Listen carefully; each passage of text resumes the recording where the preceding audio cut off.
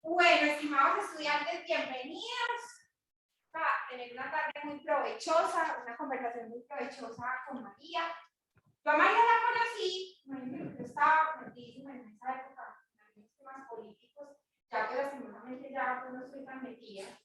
Y alguien me dio como mi teléfono, que estaba haciendo una investigación. Y me escribió por WhatsApp y me dijo, necesitamos hablar con mujeres que estén vinculadas en temas políticos y con la historia. Sí, así es. Y desde eso, pues sí, nos contactamos. Pero yo no voy a volver a hablar con ella. Y un día, una mujer que sigo en redes sociales publicó algo y yo te vi a ti y yo dije, ¿será la misma? Y busqué como el teléfono y dije, no, esta mujer la tengo que tener en mi casa, quiero que cuente estas historias. Entonces, hola. Y espero que aprovechen mucho esta sesión, hagan muchas preguntas. Es posible que se conecten algunas personas pues, que van a estar por fuera, así que yo me voy a hacer a ti para poder autorizar como el ingreso de esas personas. Listo, hágale. Muy bienvenida. Muchas gracias. Bueno, como la profe Cata acaba de decir, mi nombre es María Auxiliadora González Malavet. Si tengo este acento es porque soy de Barranquilla, no soy de aquí de Medellín, claramente, mi acento barranquillero me delata. Yo soy también profe universitaria en la Universidad del Norte en Barranquilla, del programa de Ciencias Políticas y Relaciones Internacionales, así que estoy acostumbrado a tener estudiantes como ustedes también. De hecho, ya el jueves tengo que regresar porque tengo clases y dicto clases con ellos. Y soy profe de Sistemas Políticos Comparados, Organismos Internacionales, Seminario Investigación 2. Y ya le dicto como también en las maestrías y en los posgrados en la Universidad del Norte. Entonces, como bien acaba de decir su profe, yo hice un doctorado en gobierno en la University of South Florida en Estados Unidos. Mi doctorado duró aproximadamente 6 años, o sea, fue un estudio importante. Y me especialicé sobre todo en temas de agenciamiento político de las mujeres. Y sobre todo, particularmente, en unos movimientos de mujeres aquí en Medellín. Porque no sé si lo sepan, pero seguramente lo saben porque son estudiantes de ciencias políticas, claramente. Medellín es una ciudad supremamente activista. Es decir, Medellín tiene una organización civil muy importante que particularmente en Barranquilla no pasa. O sea, si ustedes van a Barranquilla, los char son los char y ahí muy pocas personas tienen incidencia política por fuera de un grupo particular. Cuando tú vienes a Medellín, tú ves que existe la veeduría esta, la veeduría aquella, la organización civil esta, la organización civil aquella, y hace muy poco en Medellín se creó el primer partido político feminista, que es Estamos Listas, que seguramente ustedes saben de ellos, ¿verdad? Entonces, Medellín tiene una historia muy particular porque es una historia de mucho activismo y de mucho encuentro ciudadano. Seguramente eso sucedió después de la crisis de los años 90 y toda la violencia que ya sabemos, pero hay un tejido social muy importante. Y a mí me llamó mucho la atención saber qué pasó con aquellas mujeres de Medellín que dirigieron programas muy importantes y banderas que a veces que yo creo que a muchas personas del gobierno actual de Medellín se les olvida, que fueron bandera a nivel nacional. Por ejemplo, Buen Comienzo. Ustedes dirán, sí, Buen Comienzo, seguramente conocen de Buen Comienzo, ¿cierto? No me digan que... Bueno. Bueno. Entonces, Buen Comienzo es un programa clave a nivel nacional. Fue el primero en su especie y de hecho a partir de Buen Comienzo se empezaron a generar las políticas de cero a siempre, que es una política de Estado. Es decir, muchas cosas importantes nacen en Medellín a nivel nacional. ¿Y quiénes dirigieron, crearon, organizaron este tipo de programas? Mujeres de Medellín. Y lastimosamente tú vas a leer quiénes fueron esas mujeres y prácticamente no hay información. No hay información. Y eso no solo pasa en Medellín, Colombia, eso también pasa en Brasil, y eso también pasó en Argentina, y eso ha pasado en la gran mayoría de países latinoamericanos. Lastimosamente, no sé si lastimosamente, pero digamos que afortunadamente ahora nos estamos despertando de esa situación, pero lastimosamente antes el tema de género no era muy estudiado, porque en las ciencias políticas dábamos por sentado que tenemos un género neutro, que generalmente ese género neutro suelen ser los hombres. ¿Y por qué creen que tenemos la idea de que existe un género neutro en las ciencias políticas? ¿Por qué creen? ¿Qué se les ocurre? ¿Por qué creen que ahora está el boom de hablar de mujeres? O sea, ¿y por qué antes no se hablaba? ¿Qué estaba pasando? ¿Qué pasó? ¿Qué creen ustedes que pasó? Cualquier respuesta está bien, no se preocupen. Que anteriormente no tenía, las mujeres como tal no teníamos incidencia en la política. Ujú.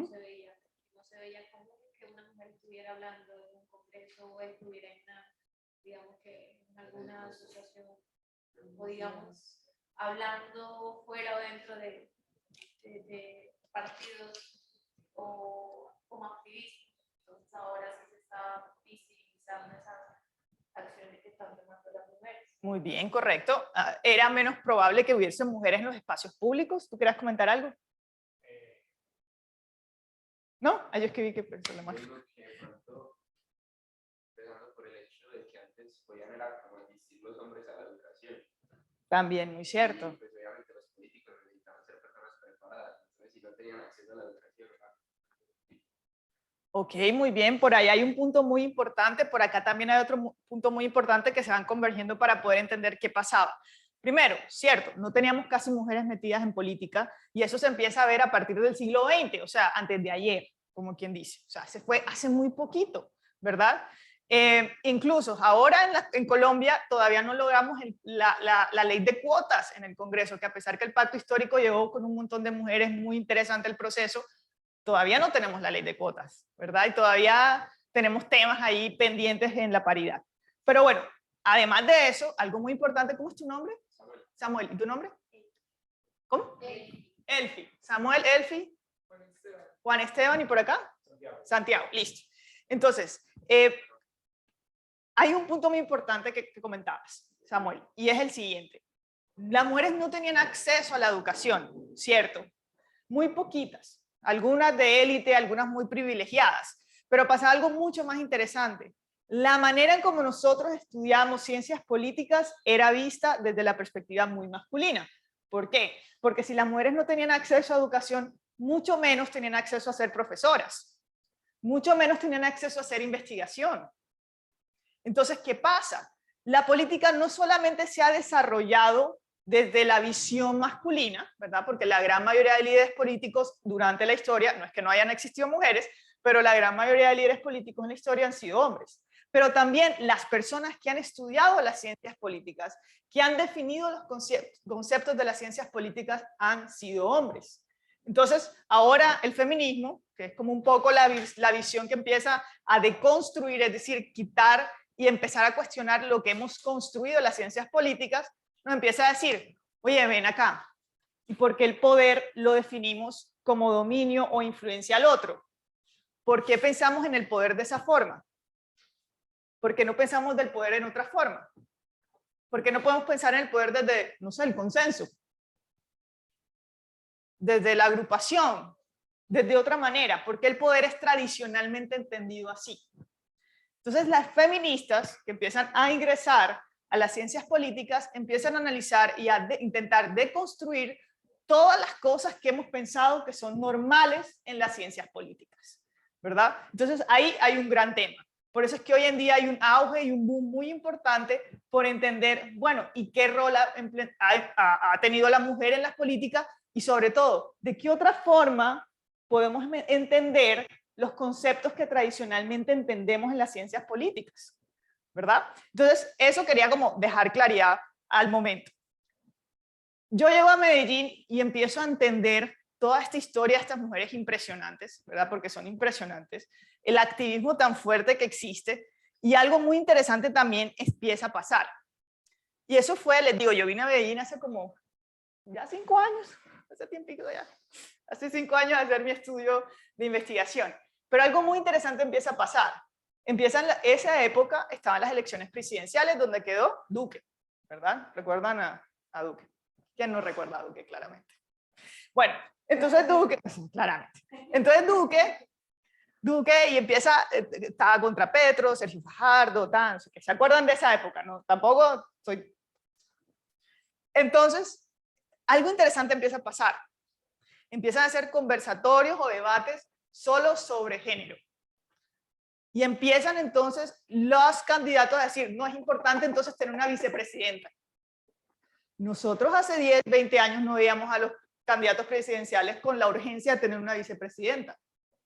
Piensen en esa época que todos aquellos que estaban en la candidatura presidencial o que eran candidatos presidenciales buscaban una vicepresidenta. ¿Por qué?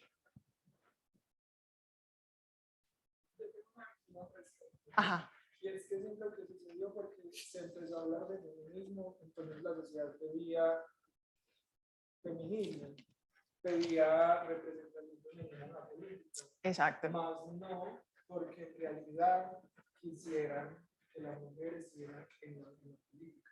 Ok. O sea, me parece que fue un proceso como más, o sea, fue un efecto secundario.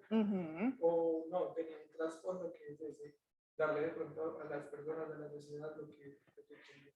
Ok, muy bien, correcto. Como por una parte se concientizaron de que ya era hora de darle su lugar en la política y por otro lado sabían que debería llevar Sumar votos. Correcto. Exacto, sumar votos. ¿Por qué? Porque para la opinión pública es importante los símbolos. La política está llena de símbolos. Por eso cuando vimos la posesión del presidente Petro, uno dice, wow, qué montón de símbolos había, ¿no? Todos los símbolos que había. ¿Por qué? Porque la política se maneja a través de símbolos. ¿Y por qué se maneja a través de símbolos? Porque la política también es emotiva, es emocional. Porque, vamos a ver, las personas, muchas pueden votar racionalmente, porque yo siempre tengo como un tema con la racionalidad. Yo no sé qué tan racionales somos en verdad. O sea, yo siempre cuestiono si somos de verdad agentes racionales. No lo sé. Pero lo que sí sé es que muchas personas sí se guían por la emoción. Y por eso muchas personas votaron por Rodolfo Hernández, que obviamente tenía 10.000 cuestionamientos, por miedo a Petro, ¿verdad? Entonces los símbolos mueven emociones. Y que haya una mujer, para un gran porcentaje de la población, tiene un tema de equidad que está, digamos, promoviéndose también desde las Naciones Unidas con el tema de los objetivos de desarrollo sostenible, que es el objetivo número 5 de las Naciones Unidas, ¿verdad? Que todos los estados deben proponer equidad de género, pero también nos está mostrando que la población necesita una imagen y una referente femenino, particularmente a través de las organizaciones de mujeres y organizaciones feministas, ¿verdad? Entonces, hace 5 años corrieron todos los candidatos a buscar una vicepresidenta mujer. Hace 5 años fueron a foros sobre género para ver qué vamos a hacer con las mujeres, qué va a pasar con las mujeres, etcétera, etcétera, etcétera. Hace 10, 20 años, nadie le preguntaba a Álvaro Uribe, oye, ven acá, ¿y qué vas a hacer con las mujeres? La equidad de género, ¿qué pasó ahí? Nadie. Pero hoy en día, sí. Hoy en día es un tema de opinión pública. Hoy en día es un tema de agenda. Hoy en día incluso estamos pensando en un ministerio que trate los temas de mujeres, ¿verdad? Entonces miren cómo ha cambiado el foco. Y esto no va para atrás. O sea, el que crea que esto va a regresar hace 20 años, se equivoca. Entonces, si no le empezamos a poner atención a los temas y a las agendas de género, nos estamos quedando atrás en parte importante de los análisis de las políticas públicas y de las políticas. ¿Vale? Entonces, eso es algo que quería compartir con ustedes. Empezar a ver cómo se van manejando las ciencias políticas y el género. Y además, algo también muy importante que pasó en Latinoamérica. Muy bien hablaba el compañero acerca de los movimientos feministas. Empezaron a hacer un boom súper importante, no solo en la academia, y en Latinoamérica llegaron un poquito tardes.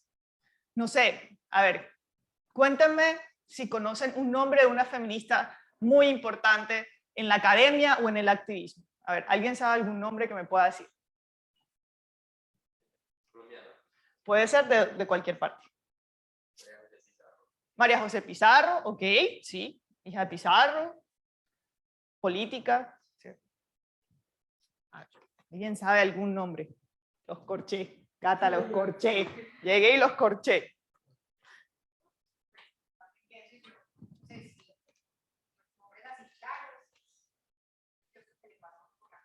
Pero, sí, exacto, exacto. No es tan sencillo. O sea, si tú no estudias temas de feminismo, muy poco probable vas a escuchar, ¿no? Hoy en día de pronto podemos reconocer algunas más claramente del feminismo pop. De pronto no sé si han escuchado Las Igualadas, que es El Espectador, un poquito Las Viejas Verdes, etcétera, etcétera, etcétera. Pero a lo que voy es que el feminismo llegó supremamente tarde a Latinoamérica, porque el feminismo no empezó ahora en el siglo XXI. El feminismo empezó mucho antes, desde las sufragistas, incluso antes de la Revolución Francesa, ¿verdad? Y es más, tenemos feminismos de mucho tipo. O sea, Por ejemplo, de pronto usted dirá, no, el feminismo es uno solo. Si tuvieras que definir el feminismo, ¿cómo lo definirías? No sé, les pregunto, ¿cómo crees que se define el feminismo?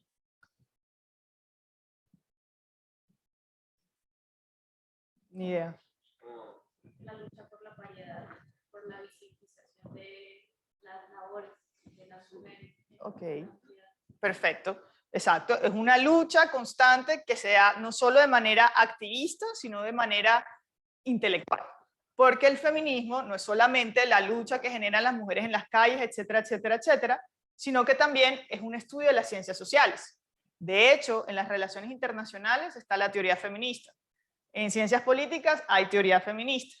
Y en otras áreas de economía, comunicación social, están las teorías feministas. Entonces, no es algo simplemente que ha pasado de las luchas, que obviamente son muy importantes, sino también dentro de la academia. Entonces, a lo que iba era decirles que en Latinoamérica empezó el feminismo muy tarde. Nosotros empezamos a ver en Occidente, en los países de Europa, los movimientos de mujeres organizándose para reivindicar sus derechos. Eso lo vimos. Y acá en Colombia ganamos el voto aproximadamente en 1950, si no estoy mal, ya 56, si no estoy mal. Bueno, ¿qué ha pasado a partir de eso? Se han creado sin número de feminismos. Está el feminismo afro, por ejemplo, no sé si lo han escuchado en Estados Unidos, el feminismo afro, ¿no? Ni idea. Lo que pasa es que obviamente cuando hablamos del feminismo, cuando nació, era muy centrado en Europa, muy centrado en Estados Unidos, y adivinen quiénes eran esas mujeres que hacían parte de esos feminismos tradicionales. Pues mujeres blancas, mujeres europeas, mujeres que seguramente estaban reclamando sus derechos, lo cual está muy bien, pero excluía a otros grupos, por ejemplo, las afros, ¿no? Por ejemplo, y aquí hay algo súper interesante y súper clave, las feministas liberales en esa época decían, no, nosotros queremos derecho al ocio, queremos derecho a trabajar, ¿verdad? Porque es que nosotros nos las pasamos todo el tiempo en la casa, trabajando en las cosas del hogar, pero queremos tener independencia económica, ¿verdad? Y queremos que no se nos sexualice. Queremos que no piensen que porque somos bonitas y nos digan que somos bonitas, sino al contrario, que nos vean como profesionales. ¿Y saben qué les van a decir las mujeres afro? Yo he trabajado toda la vida. Yo no quiero derecho a trabajar. A mí me han esclavizado desde que llegamos a Estados Unidos. Yo soy el burro de trabajo de esta sociedad. ¿Cómo ustedes me van a decir que yo quiero derecho a trabajar? Yo quiero derecho a gozar a mis hijos. O pensemos en esa época las empleadas eran particularmente afros. Tenían que salir de su casa y dejar a los niños con quién sabe quién, con la comunidad, etcétera, etcétera. Entonces los derechos son completamente diferentes dependiendo en el contexto en que tú te plantes. Y por ejemplo, las mujeres blancas de Estados Unidos decían no solo el derecho al trabajo, sino el derecho a que no se vea la belleza, sino simplemente el profesionalismo. Y adivina qué van a decir las mujeres afro. Yo quiero que vean que mis rizos y mi pelo es bello. Yo quiero que vean que mi color de piel es bella. Yo no quiero que piensen que soy fea, porque además hay una estigmatización hacia la mujer afro como lo feo, como que, ¿no? Y no es por nada, pero aquí en Colombia todavía tenemos esos rezagos bastante fuertes de racismo. O no sé si ustedes escuchan acá en Medellín, no, pues tienes que mejorar la raza. ¿No han escuchado nunca eso? Cásate con un blanquito para que mejores la raza. ¿Eso? Imagínate, yo soy del Caribe, así que te podrás imaginar. Entonces, si uno tiene el pelo rizado, no, tiene pelo malo, ¿verdad? Tienes que tener pelo bueno. ¿Y qué es pelo bueno? Un pelo liso, como si los pelos fueran buenos o malos. O sea, yo no entiendo, ¿verdad? Pero bueno. Ajá. ¿Por qué? Exacto, exacto. Exacto. Entonces, ahí vamos. Exacto. Entonces, las mujeres afro empiezan a decir, espérate un momento, porque es que las cosas que tú me estás comentando a mí no es lo mismo. Y por eso una figura como Francia Márquez hoy en día es tan potente y tan importante. Puede que yo, por ejemplo, puede que uno critique mucho a Petro, incluso puede criticar mucho a Francia Márquez, pero en temas de símbolos es muy poderoso.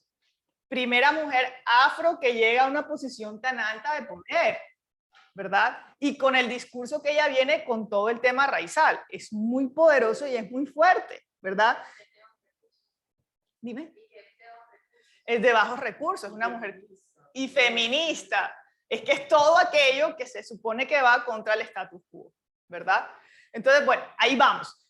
¿Qué significa esto? Significa que cuando hablamos de estudios de género, estudios de feminismo, hay un montón de corrientes, no creen que es una sola. Está la liberal, está la radical, está la afro, está la marxista, está la socialista, está la comunitaria, está la popular, está la indígena y está la latinoamericana. O sea, imagínense, y ustedes pensando que el feminismo era una sola cosa. No, esas son las mujeres allá que marchan y tal. No, no, no, no, no. El feminismo es un montón de ramas. ¿Sí me va a entender? Y cada contexto es distinto. Y hay una palabra súper clave que si hay algo que quiero que se queden hoy, es la siguiente palabra, es interseccionalidad. ¿Ok? Interseccionalidad. Interseccionalidad es una palabra súper importante que seguramente la van a encontrar en algunos otros estudios de opinión pública, porque la interseccionalidad lo que hace es precisamente entender cuáles son esas secciones de identidad que tiene cada persona. Por eso las mujeres afro son maravillosas para dar estos ejemplos. Y de hecho, esta palabra tan importante nació del feminismo afro. Y la interseccionalidad lo que nos habla es precisamente eso. Bueno, yo no soy solo mujer, también soy mujer afro. Pero si le ponemos otro layer, otra capa de complejidad, bueno, yo no soy solo mujer, yo soy afro y soy latinoamericana. Porque hay unas diferencias también de ser de Estados Unidos a ser de Latinoamérica. O soy una mujer popular. O soy lesbiana. Entonces empieza la interseccionalidad a mostrarnos un montón de situaciones que nos viene a decir, no puedes tener análisis simplistas con los grupos sociales. No puedes simplemente saltar a conclusiones por un concepto. Entonces, por eso la importancia de contextualizar cuando vayamos a analizar los grupos sociales y qué los mueven en ellos en la opinión pública. Y todo esto, estudiantes, para aterrizar a Latinoamérica. Es decir, ya sabemos, hay un montón de feminismos que nacieron desde el siglo XVIII, desde la Revolución Francesa, ¿verdad? Que de hecho mataban a las mujeres porque las mujeres no debían estar en la revolución y eso fue todo un tema. Hasta ahora. Y hay algo muy importante que pasa en Latinoamérica, que está muy ligado a la opinión pública. Y es que los movimientos latinoamericanos se empezaron a expresar por redes sociales. Y eso fue supremamente novedoso en su época. Porque antes de las redes sociales, ¿dónde se expresaba la gente? En la calle, ¿verdad? Principalmente en la calle. Entonces era un método tradicional de los movimientos y de las organizaciones civiles. Ir a la calle, pancartas, plantones, etcétera, etcétera, etcétera. Pero hay unas feministas argentinas que son muy fuertes, porque el feminismo en Argentina es una cosa impresionante. Llegaron las feministas argentinas y empezaron a decir, no, pero espérate, vamos a usar las redes. Y crearon un movimiento que se llama Ni Una Menos. ¿La han escuchado? Hashtag Ni Una Menos, ¿verdad? Es el más significativo de América Latina. Y eso pasó hace 6 años, más o menos, 7 años. Pues es muy reciente. Y a partir de eso, empezamos a hablar de una nueva ola de estudios feministas. Fue gracias a Latinoamérica. Fue gracias al activismo digital. Entonces, ¿a qué vamos con esto? Y ya vamos a aterrizar nuevamente a las elecciones. Lo que estamos viendo en las elecciones pasadas, en estas que pasaron y en las anteriores, es un fenómeno que responde propiamente a los fenómenos sociales y cómo los grupos feministas han implantado nuevamente nuevos métodos, nuevas maneras de accionar, ¿verdad? Y en Latinoamérica entonces venimos gestando esos movimientos y esa manera de reaccionar a través de las redes sociales. Y creo que eso fue muy poderoso y creo que ha sido un poco visionario porque ahora en pandemia, imagínense ustedes cómo hacían la gente para protestar. Claramente tuvimos protestas muy fuertes el año pasado, pero por ejemplo, temas de violencia de género, temas de feminicidios, temas de doble y triple carga de las mujeres en el hogar, temas de abusos. Eso no fue precisamente lo que se marchó hace un año, ¿verdad? Claramente hubo movimientos feministas, movimientos LGTBI dentro de las movilizaciones. Pero si ustedes van a ver dónde se movilizaron principalmente los movimientos de género, fueron en las redes sociales. ¿Ok? No sé si hasta aquí hay una pregunta, comentario. De pronto, antes de avanzar ahorita, como mencionaron lo del ministerio, el nuevo ministerio que se tiene, como, o sea, ¿qué percepción tienen al respecto? sino que como que lo hablaba ahorita, nada más con unas compañeras de la U y ellas como en su papel pues de no feministas, pero estando de acuerdo pues, con muchas de las ideas, como, hey, pues en realidad era necesario un ministerio, eso ya no es como, o sea, no lo veían como está exagerando, sino como nos estamos victimizando, o sea, no queremos un ministerio, no queremos algo tan así, porque es como llevar a un punto que no queremos esa visibilización que se puede lograr más fácil sin llegar a la estancia. Bueno, ahí hay dos cosas. Listo, súper gracias por tu comentario. Ahí hay dos cosas importantes. Primero, el ministerio que se va a crear o se tiene pensado crear, ¿cierto? Desde del gobierno de Petro, es el Ministerio de la Igualdad, no necesariamente de la mujer. De hecho, habían otras propuestas de otros candidatos que quisiera crear el Ministerio de las Mujeres. Este es de la igualdad, que digamos que es un poco más interseccional, como les dije la palabra, ¿cierto? Que busca tanto poblaciones raciales como, no sé, población LGTBI, como mujeres, ¿verdad? Entonces es un tema como un poco más amplio, ¿verdad? Ahora el tema que si es necesario o no es necesario. Yo en la manera en como yo pienso la política, creo que sí es necesario. Primero, porque los temas de mujeres generalmente la trata una agencia muy pequeña de la presidencia donde los recursos son muy pocos. ¿Ok? Y segundo, aquí viene el dato más importante que creo que todo el mundo lo sabe, pero creo que no lo dimensionamos, las mujeres son el 51% de la población. El 51% de la población que tiene obviamente una participación mucho menor en el mercado laboral, que tiene una vulnerabilidad mucho más alta de violencias intrafamiliares, que tiene muchas más altas posibilidades de ser una empleada del sector informal y víctimas de abuso. Ahí vamos. Entonces, ¿qué es lo que pasa? Podría parecerse como demasiado, como victimizarse, pero ahí va el otro punto. Listo, digamos que no nos vamos a victimizar, pero hay una problemática latente. ¿Y cómo vamos a arreglar esa problemática si no es con recursos? Y si no es con mecanismos, y si no es con instituciones. Entonces, ¿qué hacemos? Ah, no, porque no me quiero victimizar, entonces no hagamos nada. No sé si esa es la respuesta. Entiendo el punto como que hay pobrecitas las mujeres ahora, pero es que no es pobrecitas, es que se está pidiendo algo por una condición de opresión que suelen vivir muchas mujeres. Claro, de pronto no la mayoría, o más bien una minoría no lo sufre, pero la gran mayoría sí sufre una gran discriminación en oportunidades. Y de pronto nosotros no lo vemos. O sea, y aquí voy a hacer un ejercicio súper pequeño que siempre hago con mis estudiantes cuando hablo de género y estas cosas. Entonces quiero que los hombres, los que se identifican con el género masculino, me digan, ¿ustedes qué hacen para evitar ser abusados sexualmente en la calle o violados sexualmente? ¿Ustedes qué hacen? O sea...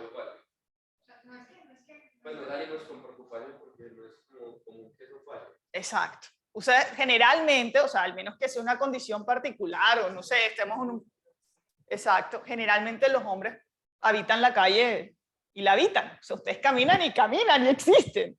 Las mujeres antes de incluso salir de la calle, si vamos a montarnos en un bus, entonces nosotros, bueno, no nos vamos a poner la minifalda, espérate, no me voy a poner la ombliguera, no, espérate, y si salgo en la noche, entonces voy a textear a mis amigas dónde estoy, y la placa del carro, y el Uber, y si camino no hago contacto visual con nadie, y si hay un hombre por acá me voy por la otra acera, o no, y camino rápido, y no le acepto trago a nadie, y ando con el gas pimienta por si acaso, y tengo una navajita por si acaso,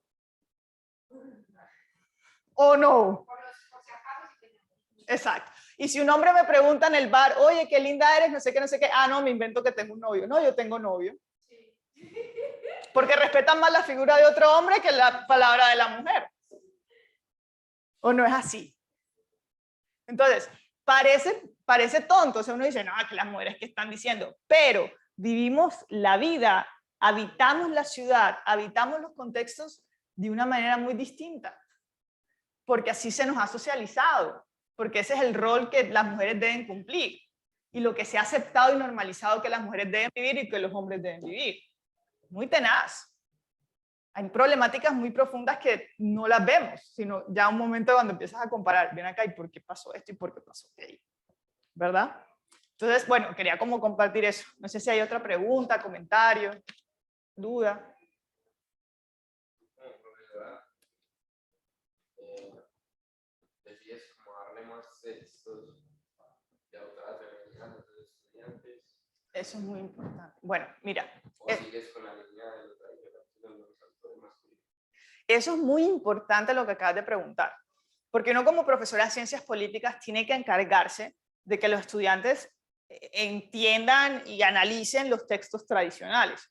Porque yo, por ejemplo, profe de Relaciones Internacionales, y si no le muestro a mis estudiantes quién fue, no sé, digamos, Hobbes, quién fue Keohane, quién fue Rousseau, quién fue Aristóteles, no, autores súper importantes de la historia, pues obviamente hay un vacío muy grande, unas lagunas muy grandes para el estudiante para luego entender otras cosas.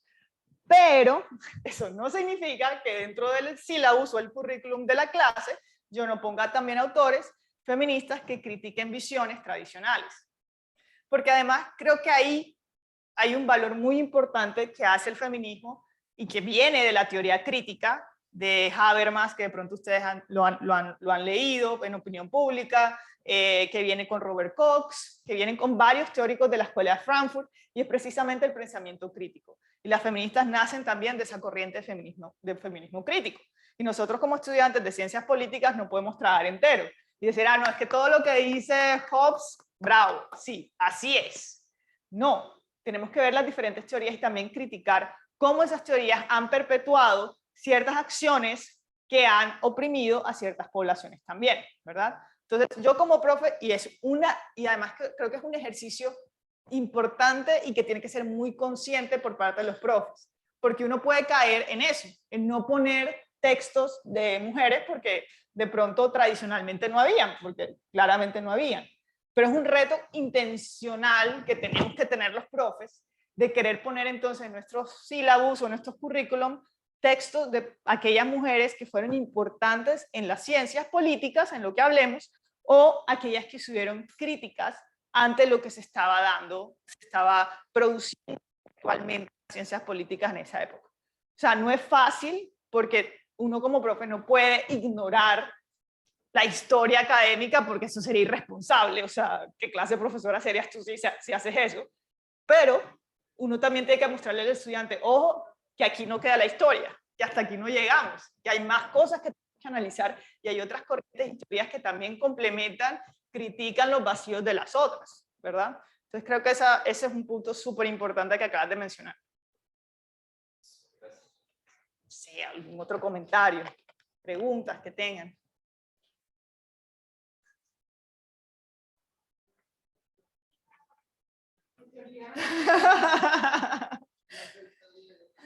Pues tenemos que llamarse un poquito y si algo. Listo, perfecto. Entonces, estamos hablando que precisamente en Latinoamérica nace esta idea de la cuarta ola del feminismo. Empezamos a ver cómo hay un fenómeno regional sobre temas de género. Por eso les decía, y esto no solo pasa en Colombia, en Brasil también, en la elección de Argentina también. Empieza a ser todo un fenómeno en donde se empieza a cuestionar, ok, ¿y dónde están las mujeres en la política? ¿Qué rol están cumpliendo? Estamos Listas no es el primer partido político feminista en Latinoamérica. De hecho, hubo antes uno en Brasil. Entonces empiezan todos estos fenómenos a pasar. Y empieza otra cosa muy interesante a suceder. Que otros grupos dentro de Latinoamérica empiezan a decir, nosotras también nos sentimos feministas, pero apartadas de la historia, del feminismo tradicional. Y son las feministas indígenas, ¿verdad? Estas feministas particularmente nacen desde las poblaciones quechuas, es decir, Ecuador, por esta zona, Perú, Bolivia, que hay todavía descendencia de lo quechua, ¿verdad? Y entonces ellas empiezan a resignificar qué es el feminismo. Pero les digo, es muy interesante porque dependiendo del contexto, así vamos a ver cómo se va a generar esa idea o esa noción de feminismo y las luchas de mujeres en cada una de estas, ¿verdad? Y hay otro punto importante, y es que las indígenas empiezan a comentar cómo obviamente, y digo yo obviamente, no sé si ustedes lo piensen también estudiantes, puede que no, pueden que ya esta profe está loca y no estoy de acuerdo, pero todavía nosotros tenemos mucho rezago colonial, o sea, hay todavía temas que cruzan la vida nuestra que nos hace pensar todavía en ciertos conceptos coloniales. Y eso es lo que las indígenas nos empiezan a invitar a ver. ¿Cómo podemos entonces ser más decoloniales? Es decir, ¿cómo podemos desde el feminismo empezar a cuestionar las tradiciones y las costumbres coloniales que todavía teníamos? Y entonces empiezan las feministas indígenas a hacer algo muy interesante, muy controversial para el feminismo, y es decir, el hombre es importante dentro de la lucha feminista. El hombre juega un papel importante, porque visto desde la cosmología indígena, no existe, porque nuevamente es que estamos hablando de dos cosmologías distintas. Una cosa es la cosmología que nosotros entendemos de Occidente, de una tradición religiosa liberal un poco, y otra es la cosmología que viene desde la indígena. Y entonces ellos nos van a decir, tanto el hombre como mujeres son energías, son fuerzas que llevan a cabo una comunidad. Entonces ellas empiezan a pensar el feminismo desde la comunidad, como desde la comunidad podemos generar fuerzas para que no exista opresión de ningún género. Entonces eso viene a ser muy significativo, porque ya las feministas indígenas van a decir, no no es solamente la lucha de las mujeres, los hombres tienen que estar en esta lucha también con nosotras, porque somos parte de una comunidad que ha sido oprimida por muchos años, por 200, 300 años, por instituciones coloniales. Entonces es ahí donde empieza como la ruptura, no ruptura diría yo, pero como el interés propio para poder contextualizar mucho más el feminismo dentro de, digamos, del feminismo indigenista. ¿Ok? Y de hecho hay una frase súper bonita de una feminista indígena que se llama Adriana Guzmán, y ella dice, feminista es aquella mujer en cualquier lugar del mundo, o persona, perdón, dice una persona feminista porque ellos incluyen mucho al hombre, en cualquier lugar del mundo, en cualquier momento de la historia que lucha en contra de opresiones sexistas.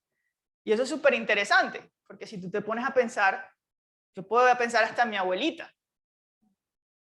Mi abuelita nunca se llamó feminista, ni sabía que era eso, ni creo que ni le importaba, ni le interesaba. Pero era la primera que me decía, mija, trabaje para que no dependa a nadie. ¿Cierto?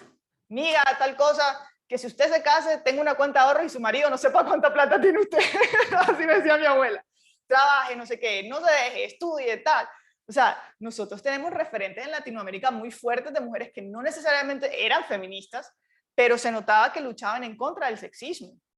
Y se notaba que usaban su voz de mujer como institución, digo yo, de madres, de abuelas, para poner en evidencia una opresión que vivían las mujeres.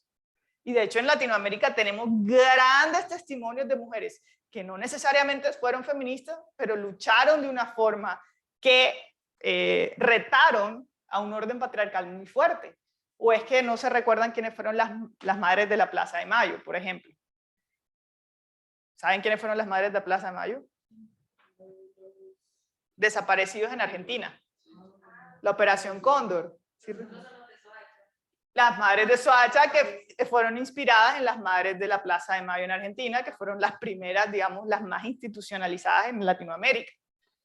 Entonces tú empiezas a ver que en Latinoamérica, si bien, como les digo, vamos a volver un poquito a la historia atrás, si bien en Latinoamérica no había nacido propiamente el feminismo, pero si tomamos esta idea de la indígena Adriana Guzmán, feminista indigenista, nos estamos dando cuenta que no es simplemente tener un título, es cuáles han sido esas protestas, ese tipo de movilizaciones que hablan en contra del sexismo, ¿verdad?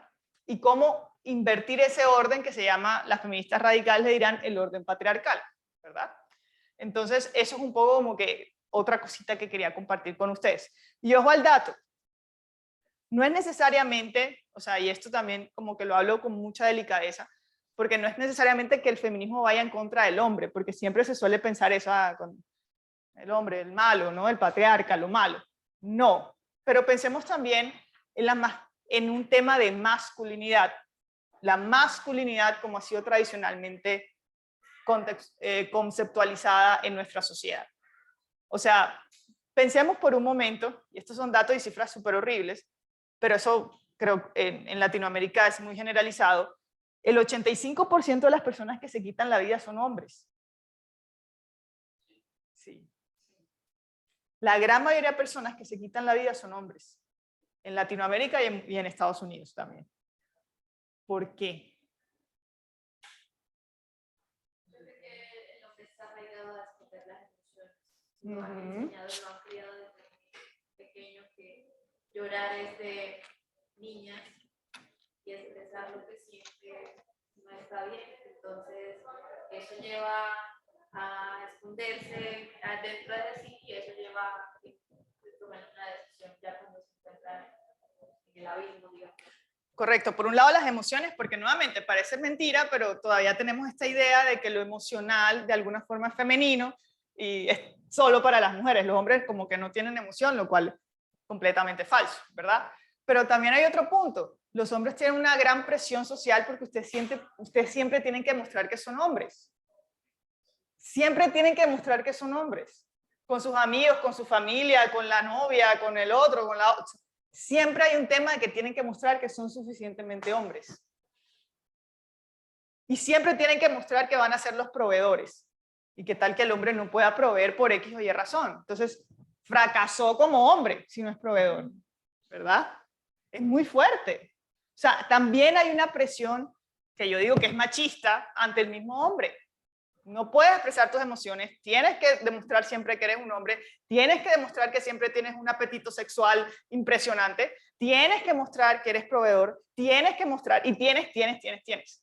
Lo que pasa es que de eso tampoco se habla mucho. Pensamos que el feminismo es solo para las mujeres, aquellas que están obviamente en situaciones complejas, pero también es para decirle a los hombres, oye, la manera que construimos masculinidad también ha sido un poco compleja con ustedes. De hecho, pues ya que lo mencionas, en la Universidad de Antioquia, hace como, ¿cuánto tiempo? 1 o 2 meses, creo, vienen haciendo unos conversatorios sobre masculinidades.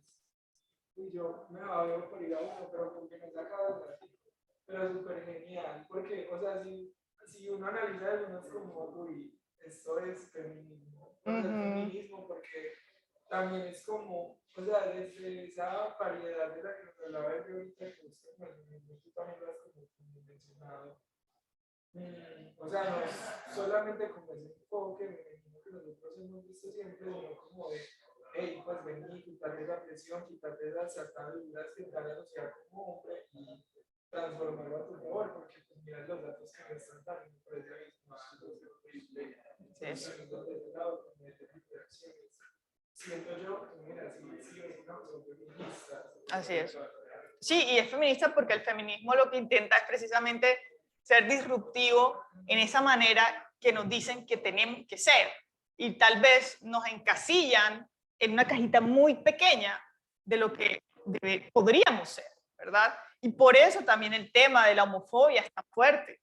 Porque entonces tú a ti te gusta otro hombre, no eres suficientemente hombre para lo que la sociedad te indica. Si tienes ciertas maneras que se supone que son afeminadas, es decir, una expresión de género distinta, entonces pues claramente no eres suficientemente hombre. Y ahí hay un montón de temas supremamente interesantes que empezamos también a estudiar desde el feminismo y empiezan entonces este boom de las otras masculinidades o las nuevas masculinidades. Entender que los hombres también pueden desarrollarse como padres y tener paternidades maravillosas, bonitas, lindas, presentes, activas, deseadas. Porque también es otra cosa. Pareciera que la ley solo le dice a la mujer, listo, tú tienes tu tema de la licencia de maternidad y el hombre 8 días. Y esto fue revolucionario. 8 días fue, o sea, impresionante. Como si un bebé no necesitara de su papá más tiempo. Como si uno no necesitara una figura paterna. Y ahí también se le está recargando a la mamá porque la maternidad no solamente de quien tiene lo que engendra, sino que también de quien no. Exacto, es que no es solo parir, es maternar y paternar. Y se necesita tiempo, se necesita crear un vínculo, se necesita crear cuidado. Y el cuidado, que es una palabra súper clave para el feminismo y también para otras masculinidades, viene a ser un centro importante. Porque tradicionalmente, ¿a quién se le enseña que debe cuidar? A la mujer es la que cuida, ¿cierto? El hombre es el que provee. Y por eso hay tanto tema últimamente de los juguetes que se le enseñan a los niños y a las niñas. Por ejemplo, a mí cuando era niña me regalaban la muñequita y la casa, la Barbie, la cocinita, pero a mi hermano le regalaban el balón de fútbol, el Lego, el microscopio, el telescopio, ¿no? O sea, ¿por qué? ¿Por qué? Porque los roles de género vienen a estar muy enquistados desde que estamos muy chiquitos y no nos damos ni cuenta. Y vamos creciendo pensando que eso es lo normal. Y por eso hay muchos ejercicios hoy en día que buscan que los niños jueguen con muñecas. ¿Pero para qué? O sea, bebés, muñecas. ¿Para qué? Para que puedan entender desde muy temprana edad que el cuidado es algo normal, es algo natural, es algo que debería ser normalizado también. Y no altamente inculcado solamente para el género femenino, que luego vamos a ver las grandes consecuencias que eso tiene hasta para escoger carreras, por ejemplo, que sean más femeninas y carreras más masculinas, porque también eso hay. No, si tú estudias ingeniería de sistemas o ingeniería mecánica o ingeniería civil, sabes de por sí que es una materia, unas carreras bastante masculinizadas. Si tú vas allá, muy poco probable encuentres muchas mujeres. Pero si vas a enfermería, va a ser el caso contrario, ¿verdad? Sería el caso contrario. Entonces vemos cómo muchos temas que tienen que ver con el cuidado ha sido extremadamente feminizado, y la idea es por qué tiene que ser tan feminizado y no más masculinizado. Y por eso hoy en día también el DANE saca cifras de cuánto significa para PIB los trabajos de cuidado dentro del hogar. ¿Y saben cuántos puntos del PIB son? 20 puntos. Estamos hablando de más de 20 millones de pesos. Se ahorra el Estado en trabajo gratuito, pues, o trabajo del cuidado, porque nadie le paga a la mujer por cuidar. O sea, se supone que es obligación de tu abuela, de tu mamá y tu tía cuidar, se supone. Y al final de cuentas, ¿saben qué es lo que eso genera? Genera que las mujeres no tienen pensión, no tienen prestaciones sociales y llegan a la vejez. ¿Y cuál es la pensión? Y si tienen un hijo maravilloso, espectacular, perfecto. Y si tienen un hijo bien, ¿qué pasó con la viejita? Y cuidó toda su vida. Cuidó toda su vida. ¿Y qué pasa con ella? ¿Ven por qué les digo que el tema del cuidado tiene que ser más entendido, más puesto en la mesa? Ok, ¿esto cómo significa? ¿Y esto qué, o sea, qué cosas le podemos beneficiar a las mujeres que de verdad están dando de su vida, su tiempo, su cuidado a sus familias? ¿Y quién se los va a reconocer? ¿Y cómo? Entonces, hay temas importantes que el feminismo pone el dedo en la llaga y nos invita a pensar, ¿por qué esto es tan feminizado? Y si es tan feminizado, ¿por qué no lo volvemos un tema de política pública? Por ejemplo, ¿verdad? Bueno, no sé si hay preguntas, comentarios, creo que he hablado bastante.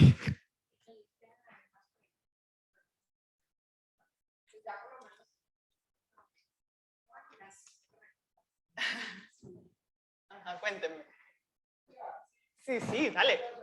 Sí, nos quedan como 30 minutos. No, pues, o sea, esa no sería ahorita,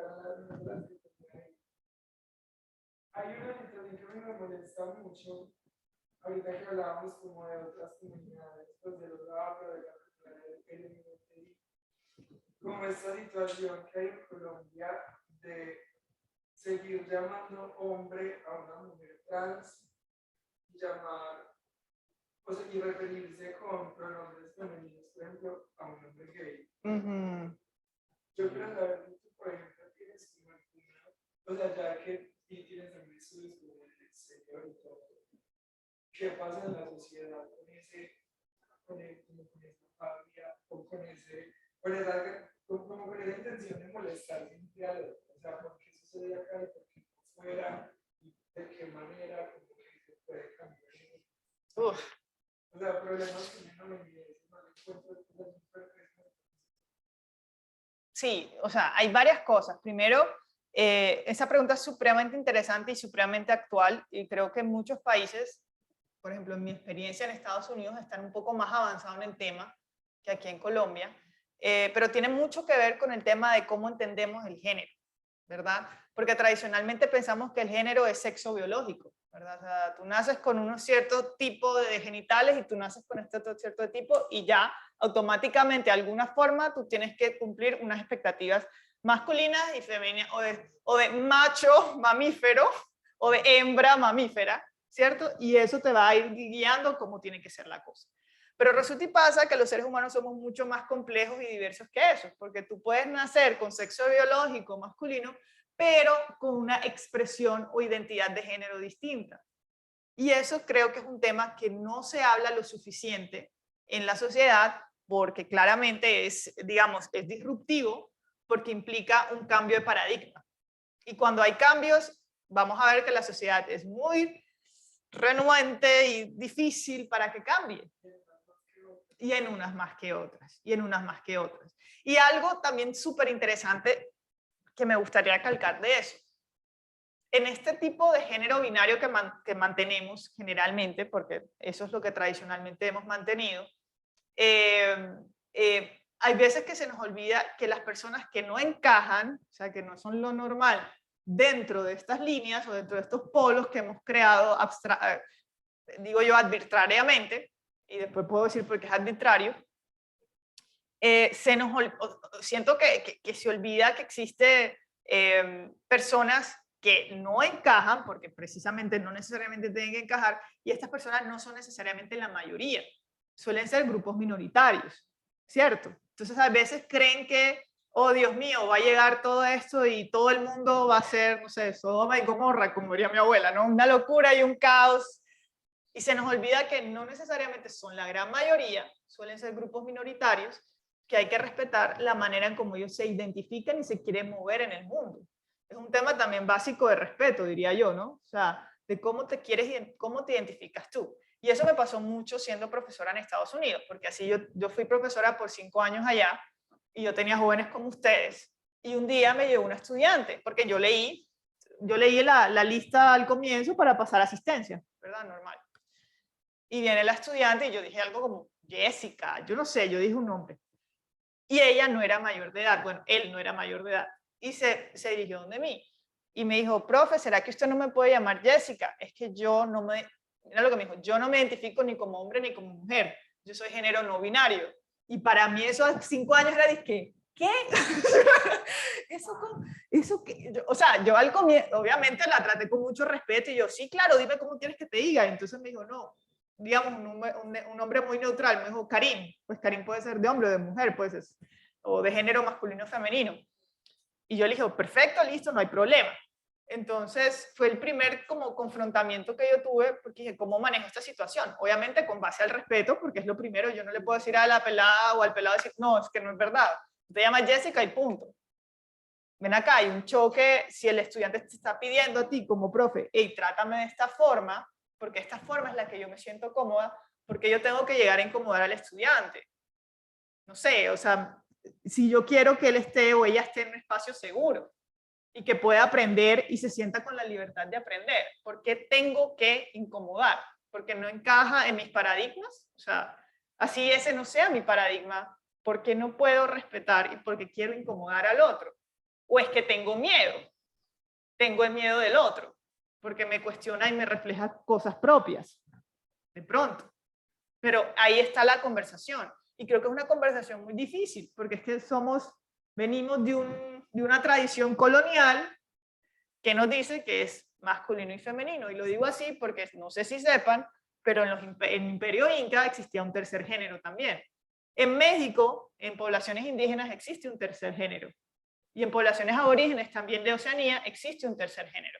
Nosotros venimos con esa herencia colonial donde se nos dice que son 2 géneros. Entonces, por eso digo, ni la homosexualidad, ni lo trans, ni lo no binario se creó en el siglo XX.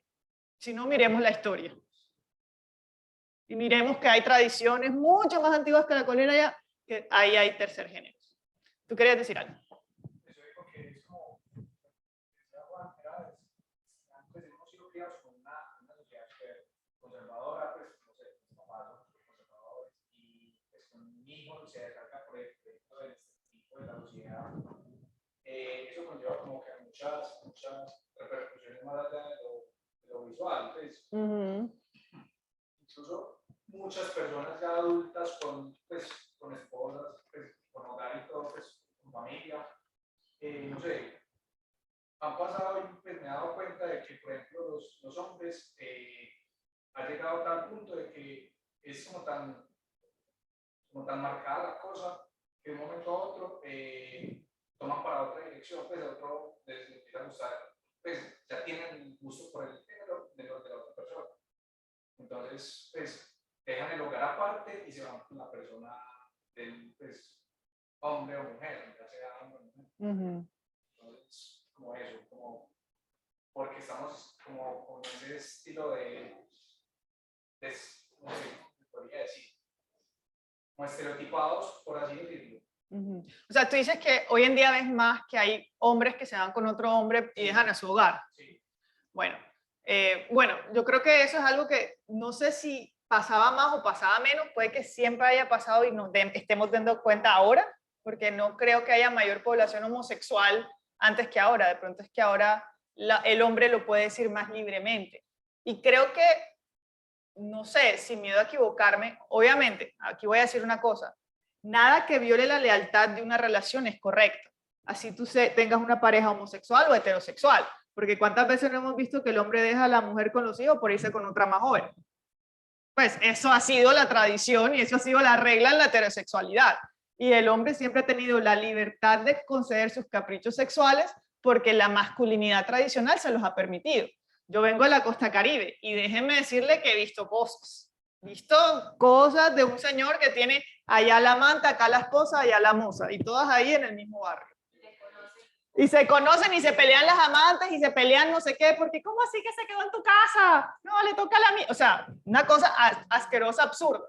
Entonces, primero, ningún tipo de relación debe pasar por encima de los acuerdos que tengas en esa relación, sea la que sea.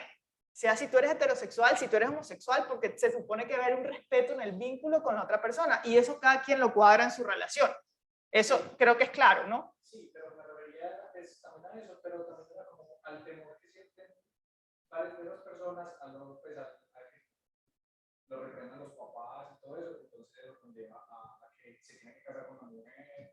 Por eso, y eso me parece además totalmente más triste aún, ¿no? Es mucho más triste que una persona tenga que fingir gustarle a otra persona, que además implica traicionar a la otra persona porque le haces creer a la otra persona que eres alguien que no eres.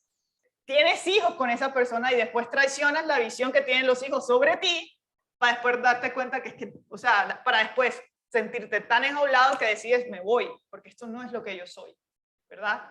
Entonces, más fácil sería la vida si simplemente aceptamos lo que somos, ¿no? O sea, es más fácil. No tienes que estar mintiéndole a medio mundo ni causando medio caos donde no debería haberlo, ¿cierto? Entonces, sí, es muy fuerte, es muy heavy, pero creo que por lo menos hoy en día se puede hablar de esto. Por lo menos hoy en día hay un poquito más de aceptación. Por lo menos hoy en día existen organizaciones y organizaciones civiles que acogen este tipo de situaciones. De hecho, aquí hay en Medellín un grupo súper interesante, no recuerdo muy bien el nombre, pero es de grupos de madres de jóvenes homosexuales trans que acompañan a madres que se dan cuenta de que sus hijos quieren ese camino, se identifican de esta forma. Porque entenderlo, aceptarlo y acogerlo, como tú bien dicho, en una sociedad tan tradicional, tan machista como la nuestra, es muy complicado, no es fácil. Y tal vez no es fácil precisamente por el rechazo que pueden tener esos hijos en la sociedad. Más allá de porque él pueda trabajar o ser una persona independiente, ese no es el problema. El problema es cómo la sociedad tan tradicional, machista, va a reaccionar ante esa persona. Y eso es lo que deberíamos cambiar un poco, ¿no? O sea, digo yo.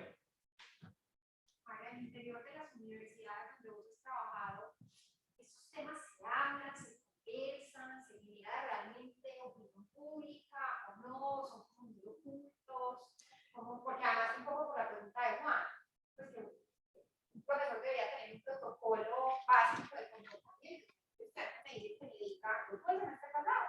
La lista decía Juan Manuel, y ella se me responde y dijo, quiero que me diga Verónica. Verónica, claro. De hecho, en la lista que yo le no, pues yo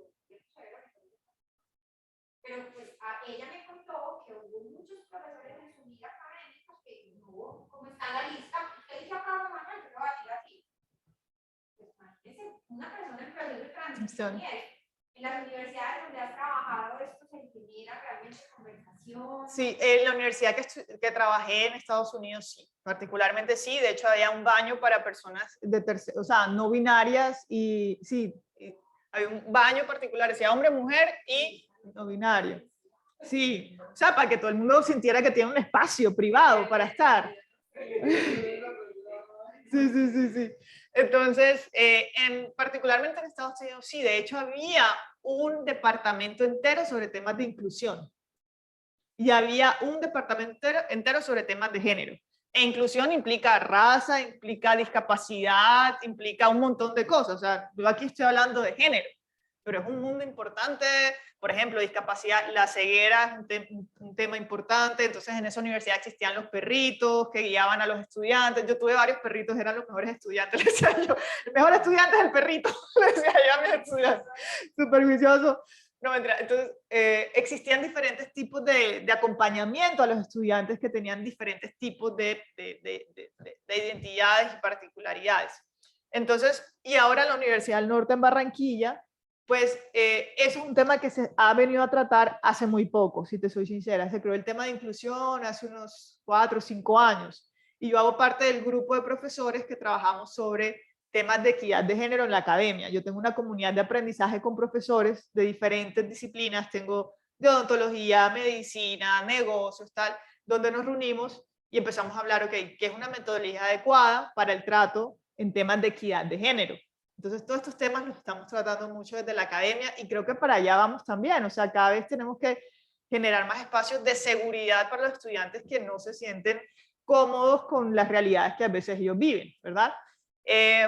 Entonces, sí, la universidad va para allá. Para muchos profesores nuevamente es complejo aceptarlo porque nuevamente es un cambio de paradigma que para muchos va a tomar tiempo, pero bueno, o sea, tampoco nosotros nos podemos quedar atrás de las exigencias de los tiempos. O sea, si nosotros nos quedamos pensando como eran los profesores hace 50 años, pues nos estamos quedando atrás de las vivencias propias de los estudiantes. Y eso que yo, o sea, y eso de que hay cosas que apenas yo estoy como que, oh my God, esto está dándose aquí en la universidad, no lo puedo, o sea, hay un montón de cosas nuevas que yo también estoy aprendiendo. Y eso que se supone que yo estoy en la vanguardia de las cosas. Pero al final de cuentas, el punto base es el respeto y es entender al otro desde donde se quiere enunciar cada quien, ¿verdad? ¿Y qué más te iba a decir sobre eso? Ah, bueno, hay algo muy interesante también que se está desarrollando desde las mismas universidades, no sé si aquí se maneja, pero los grupos estudiantiles.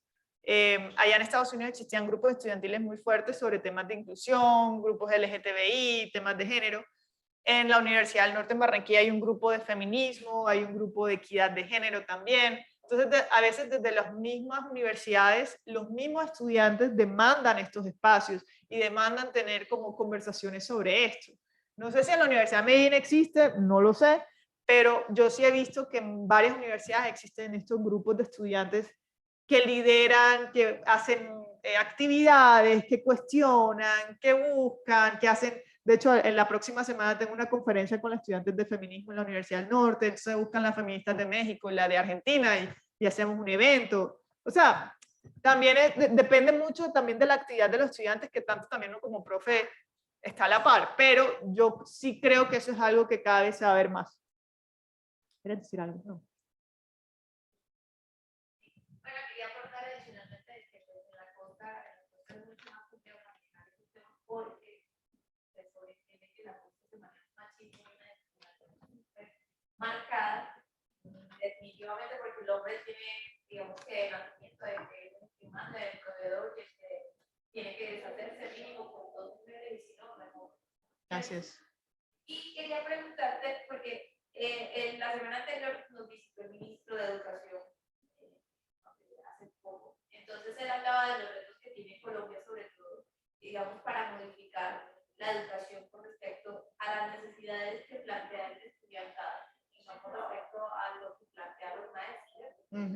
Ustedes satisfacer las necesidades del estudiante. Entonces él hablaba de que hay una gran población de maestros rurales muy, digamos que desarraigados de todas las necesidades y a veces no son capaces de suplir todas las necesidades que tienen esa comunidad. Entonces, ¿cómo pensarías tú desde tu conocimiento, desde tu experiencia, digamos, más avanzada, la implementación o la capacitación? Porque él habla de modificar el sistema educativo en muchas cosas, ¿cierto? Pero ¿cómo sería abarcar el tema de capacitar a los profesores para abarcar todo este tema de inclusión y digamos que sepan cuáles son los problemas para enfrentar esos temas en una comunidad que es, digamos que muy alejada y que es muy ignorante por usted? Uno en las ciudades se va como ligando más a esos temas, pero en las comunidades rurales eso es, digamos, que un sacrilegio y un una ignorancia también para los padres que muchas veces son analfabetas. Sí, es verdad. Y eso es un gran reto. O sea, esa pregunta que me haces es enorme. Es enorme. Ojalá el ministro tenga más respuestas que yo. No, pero lo que yo te iba a decir es, yo tengo una experiencia muy importante. De hace 3 años estoy en un proyecto con el Ministerio de las TICs, el Ministerio de Educación y el British Council, que es el consulado británico, precisamente para tener capacitaciones sobre género a profesores de escuelas en Colombia. Más de 16.000 profesores hacemos capacitaciones sobre temas de género, pero en temas de pensamiento computacional. O sea, en temas que tienen que ver con matemáticas, ciencias básicas, etcétera, etcétera. Entonces, hay una experiencia que te puedo decir lo que hemos hecho, que posiblemente pueda ser interesante, pero claramente esto desde el foco, desde las áreas STEM, es decir, de la ciencia y tecnología, pero puede ser algo importante para extrapolar en las otras. Y es que hay un tema particular en las áreas STEM, y es que la gran mayoría de personas que trabajan en áreas de ciencias básicas o ciencias tecnológicas suelen ser hombres. Es decir, en mujeres más o menos tenemos un 28% de mujeres que son ingenieras versus un 72% de hombres. Es decir, un tema de cifras reales, no me lo estoy inventando. Y vas a ver en las universidades y la mayor deserción la suelen tener las mujeres que los hombres. Y no es un tema simplemente de que las mujeres no nacieron suficientemente inteligentes para la ingeniería, porque eso no es verdad. No hay nada cognitivo que nos haga inferiores para poder aprender a sumar y a multiplicar, etcétera, etcétera. Muchas veces tiene que ver con las expectativas de género que tienen las comunidades con las mujeres. Es decir, ay, ¿para qué vas a estudiar ingeniería si tú vas a ser mamá? Mejor dedícate a psicología o algo más como femenino, porque allá hay mucho hombre, ¿no? También una desconfianza, ¿qué va a hacer la mujer con tanto hombre allá? Dios mío, no sé. Pero es un tema muy cultural, es un tema muy asociado con las instituciones sociales que rodean a la población y rodean a las niñas que quieren llegar a ser ingenieros. Entonces, ¿qué se le dice? Profesor, mire, actualmente tenemos esta problemática. La gran mayoría de niñas no ingresan a ingenierías. La gran mayoría de niñas no les interesa. Y usted es profesor de matemáticas, no sé qué. Vamos a revisar qué ejemplos, qué tipo de actividades o qué otra que usted está implementando y qué otras actividades podríamos implementar donde las niñas se sientan más incluidas, ¿verdad? Donde de pronto podamos ser un poco más equitativos o donde no tengamos paradigmas o estereotipos de género que están marcados en el momento de estar dentro de un aula de clase. Y eso no es un proceso fácil, porque como tú dices, en la ruralidad y en algunas poblaciones puede que el tema de género sea mucho más fuerte que otras, pero la idea es pasito a pasito, ¿no? El 1, 2, 3. O sea, vamos con calma, porque tampoco la idea sería llegar a abrumar al profesor y además puede que haya solo un profesor de matemáticas en todo el colegio y tú vas a abrumar al profesor de toda matemática del colegio y bueno, o sea, creas todo un tema. Pero es paso a paso, o sea, ir contándole al profesor, es que esto es importante porque esto es lo que está pasando. Estas personas aquí no están accediendo a esto, no porque no sean suficientemente inteligentes, sino porque hay un contexto que les está marcando que deberían preferir otra cosa. Entonces, por lo menos que lo que quede en su trabajo como profesor no sea lo que desmotive a esa población a no llegar a ser lo que posiblemente pueden ser. Es decir, que yo no empiece a decirle a estudiantes, ay, no, como tú eres mujer no sabes. O como tú eres mujer, ven, entonces tú te encargas de limpiar las ventanas mientras los otros hacen los ejercicios de matemáticas, porque eso lo he escuchado. Y lo he escuchado en la universidad misma, en la Universidad del Norte, que las estudiantes me dicen, hay un profesor que nos dice, ah, no, como tú eres mujer, ve tú por, no sé, ve tú por la escoba porque hay que trapear acá, hay que barrer acá, no sé qué. Y hay comentarios muy sexistas de los mismos profesores de la universidad. Entonces, creo que es el tema, es paso a paso. O sea, uno no puede llegar a pretender que vas a cambiar toda la sociedad de un momento a otro, porque eso es muy difícil, pero sí iniciar con acciones y actividades complementarias para empezar a gestionar estas conversaciones. Y además, el profesor solo no hace verano, o no hace, ¿cómo se dice? Sí, primavera, en verano, ¿cómo se llama? Eso. El profesor solo no lo hace, tiene que estar acompañado por una institución educativa que entienda la importancia, entonces que tenga políticas dentro, que entienda la importancia de implementar este tipo de actividades, acciones, etcétera, etcétera. Entonces ya cuando empieza a verse que es un tema institucional, puede que los profesores se sientan más invitados. Pero nuevamente, esto no puede ser un tema de confrontación, ¿verdad? Y yo te voy a decir que tú eres un machista, profesor.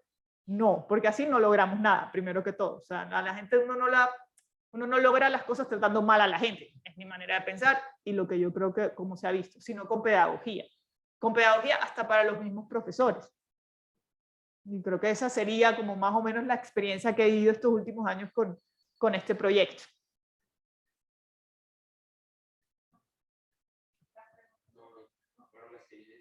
Ya las hizo.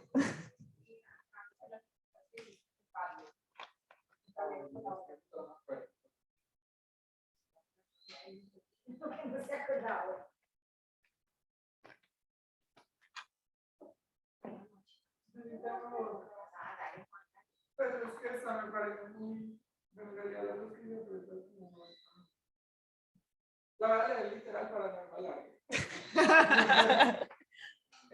Bueno, ¿qué podrías comentar respecto a la disposición exclusiva para mujeres de algunos espacios públicos que se dan en algunos lugares? Como por ejemplo, un vagón de metro en el que solo viajan mujeres y demás casos de esta. Uy, yo creo que ese tema es complejo.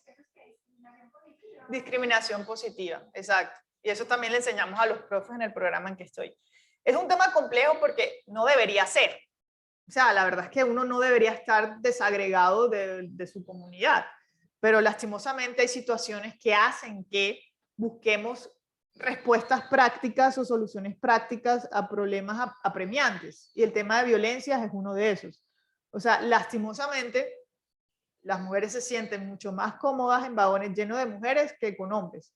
Y no es, digamos, no es capricho simplemente, o sea, muchas mujeres lo hemos vivido en el transporte público, el acoso, el manoseo, o sea, no sé, ustedes no se vieron la serie Sex Education en Netflix, educación sexual en Netflix, lo que vio esta muchacha en el bus, que el hombre se estaba masturbando. Eso lo viven diario un montón de mujeres. Mis mismos estudiantes me dijeron, uy, profe, hoy me pasó algo horrible, ta. Y mujeres trotando, recuerdo que hubo un boom en Cartagena, porque había una mujer trotando normal a las 6 de la mañana en la playa, pues en la playa, en la costa en Cartagena, y llegó un man a masturbarse enfrente de ella. O sea, es decir, son situaciones extremas que lastimosamente muchas mujeres viven. Entonces vamos a darle una solución práctica para que las mujeres se sientan más seguras. Y ese tipo de soluciones o de acciones se llaman acciones afirmativas o acciones diferenciadas, ¿verdad? Que lo que buscan es precisamente diferenciar a la población, ¿verdad? Para protegerla, ¿cierto? O para darle acceso a un bien que no suelen tener. En este caso, el acceso a ¿qué? A un transporte seguro, a tranquilidad, a manejarse por la ciudad sin miedo a, ¿verdad? Entonces, creo que es muy positivo y no solo para, o sea, y este tipo de acciones no solo se han visto para temas de género o mujeres. Por ejemplo, en Brasil, que es un caso que a mí me parece todavía loquísimo, en Brasil el 80% de la población es afro, descendiente de afro, pues, negra. Y el 20% es población blanca. Y tú vas a las universidades de Brasil y el 90% de las personas son blancas. Entonces, el gobierno dijo, vamos a hacer una acción afirmativa donde hay un porcentaje, ponte tú un 2%, un 3% de población afro que tenga cupos solo para población afro. Pero muchos dirán, ay no, pero ¿cómo así? Están dejando estudiantes muy buenos por los afros. Sí, pero es que hay una situación de injusticia tan grande que tenemos que hacer acciones afirmativas para que estas personas puedan acceder, porque tradicionalmente no han podido acceder. Entonces, esa es la lógica de la acción afirmativa. Ahora bien, la lógica de la acción afirmativa es que no sea eterna. La lógica de una acción afirmativa es que con el paso de los años se pueda modificar esa realidad, porque nuevamente no es tan chévere no poder tomar un vagón tú sola porque por miedo a que alguien te haga algo, ¿verdad? Sino que te sientes mucho mejor y esperar a sentarte en el otro vagón. La idea y la finalidad es que no sea eterna. La idea y la finalidad es que la sociedad pueda avanzar y que no se den este tipo de situaciones. Pero mientras llegamos allá, nos toca tomar estas acciones. ¿Tú querías decir algo?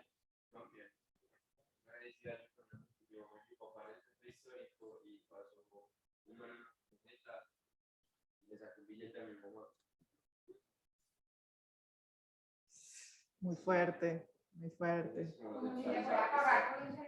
Imagínate tú, a la mamá, uff, qué rabia. Exacto. No hay un contexto como ese. O sea, Claro,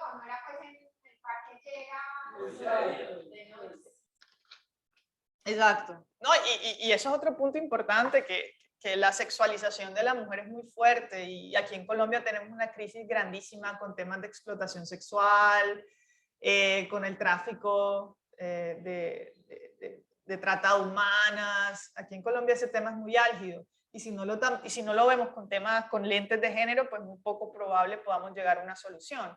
Porque ahí hay un tema, y es que siempre le ponemos la culpa a la prostituta, ¿verdad? Y siempre es como un poco la prostituta es el problema, y no nos damos cuenta que las personas que generan la prostitución son particularmente el problema. Y también qué condiciones llevan a que estas mujeres se prostituyan. Porque es que, y ahí hay un debate feminista, o sea, que tanto esto es trabajo sexual y que tanto es explotación sexual. Y hay un tema todavía muy álgido, porque hay unas feministas que dicen, no, eso es trabajo sexual y cada quien debe tener la libertad de trabajar en lo que quiera. Y uno dice, bueno, hasta cierto punto es verdad, si tu trabajo es pues bien por ti. Pero hay una línea delgada donde uno dice, ¿qué tanto esa mujer es libre de escoger eso si está en un entorno de marginalización, de pobreza, de exclusión, de violencias? ¿Qué tanta libertad tuvo esa mujer para escoger eso? ¿Qué tanto esa mujer no fue abusada por muchos años y resulta y pasa que esto fue lo que aprendió a hacer, o lo que aprendió a que podía sobrevivir?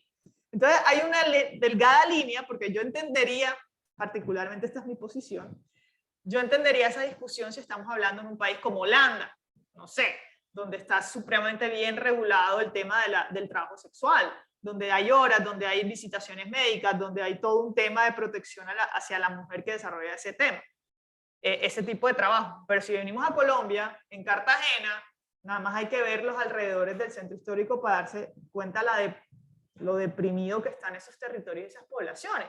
Entonces pensar que eso es un trabajo donde además no hay ninguna prestación social, donde no hay garantía de nada, pues es cuestionable. Yo por eso también lo cuestiono mucho, cuando digo, bueno, eso lo entiendo cuando hay un poco más de condiciones y de garantías a las mujeres, pero aquí no podemos decir que le damos garantías a las trabajadoras sexuales.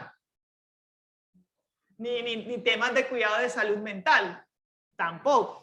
Ni temas de vulnerabilidad en drogas, tampoco. O sea, aquí eso no es lo que prima. Entonces es un tema súper interesante, lo que acabas de mencionar. Es un tema que ha pasado, pero tiene que más debate. Y ese fue un tema del año pasado, la prostitución. Si se legalizaba o no se legalizaba. Una postura, otros no. Súper chévere. Sí, no está reglamentado. Es un tema complejo.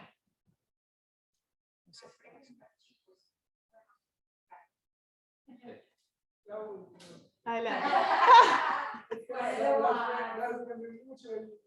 Dale, Juan. ¿Cuál es su percepción de la participación masculina en el feminismo? O más bien, ¿hasta qué punto consideras que debe llegar nuestro apoyo?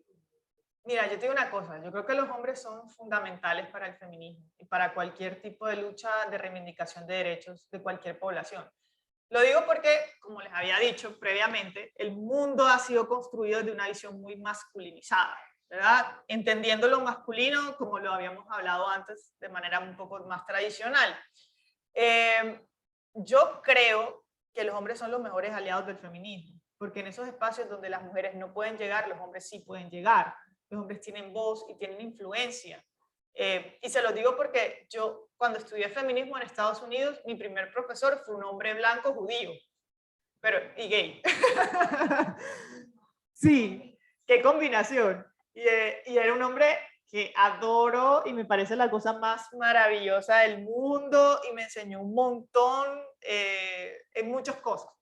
Pero a mí me enseñó, mi inicio por el feminismo fue un hombre, un profesor. Entonces, yo no creo que los hombres tengan que estar excluidos del feminismo. Yo creo que son unos grandes aliados. Ahora, la gran pregunta es si el hombre usa el feminismo para apoyar al feminismo o usa la bandera del feminismo para intereses propios o para hacerse pasar como feminista, etcétera, etcétera, pero sigue teniendo lógicas violentas y lógicas patriarcales en su relacionamiento. Eso es otro tema, ¿verdad? Porque hay veces que también uno dice, no sé, tú conoces a un hombre y dices, no, yo soy súper feminista. Tú no sé qué, ¿para qué me está diciendo esto? O sea, yo lo cuestiono. ¿Por qué me está diciendo que es súper? ¿Qué interés tiene él en decirme, no? O sea, con las acciones más bien se nota si eres un hombre que estás comprometido con la equidad, con el respeto hacia los otros, etcétera, etcétera, que solo decir soy feminista, o sea, hasta ese punto. No, muy buena pregunta.